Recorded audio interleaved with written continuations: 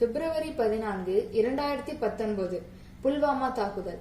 புல்வாமா தாக்குதல் என்பது இந்தியாவின் ஜம்மு காஷ்மீர் புல்வாமா மாவட்ட அவந்திபோரா பகுதியில் ஸ்ரீநகர் ஜம்மு தேசிய நெடுஞ்சாலையில் மத்திய சேம காவல் படையினர் சென்று கொண்டிருந்த வாகனங்கள் மீது 2019 பிப்ரவரி 14ஆம் நாள் நடந்த தற்கொலை தாக்குதலில் 40 பாதுகாப்பு படையினர் உயிரிழந்தனர்.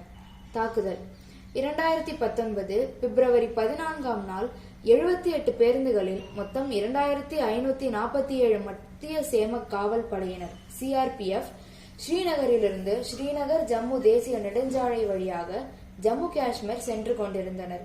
ஜம்முவிலிருந்து கிளம்பி செல்லும் வழியில் இந்திய நேரப்படி 3:15 மணியளவில் லெத்திப்போரா மற்றும் அவந்திபோரா பகுதிகளுக்கு அருகே மகேந்திரா ஸ்கார்பியோ வகை சிற்றுந்து ஒன்று பாதுகாப்பு படையினரின் பேருந்து ஒன்றில் மோதி வெடித்தது.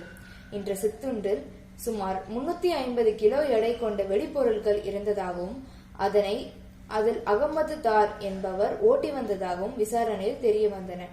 இந்த தாக்குதலில் 76வது பட்டாலியனை சேர்ந்த 40ற்கும் மேற்பட்ட காவல் படையினர் இறந்ததாக செய்திகள் தெரிவித்தன.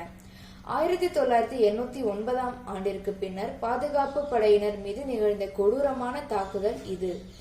உத்தரப்பிரதேசத்தை சேர்ந்த 12 வீரர்களும், ராஜஸ்தானை சேர்ந்த 5 வீரர்களும், பஞ்சாப் மாநிலத்தை சேர்ந்த 4 வீரர்களும், தமிழ்நாடு, மேற்கு வங்கம், மகாராஷ்டிரா, உத்தரகாண்ட், ஒடிசா மற்றும் பீகார் மாநிலங்களைச் சேர்ந்த தலா 2 வீரர்களும், அசாம், கேரளா, கர்நாடகா, மத்திய பிரதேஷ், இமாச்சல் பிரதேஷ் மற்றும் ஜம்மு காஷ்மீர் மாநிலங்களைச் சேர்ந்த தலா 1 வீரரும் இத்தாக்குதலில் இறந்துள்ளதாக அடையாளம் காணப்பட்டனர். அதில் தூத்துக்குடி மாவட்டம் சவலாப்பேரியை சேர்ந்த கணபதி என்பவரது மகன் சுப்பிரமணியன் வயது 28 மற்றும் அரியலூர் மாவட்டம் கார்குடியை சேர்ந்த சின்னையன் என்பவரது மகன் சிவசந்திரன் என்பவர்கள் தமிழ்நாட்டைச் சேர்ந்த வீரர்கள் ஆவார்கள்.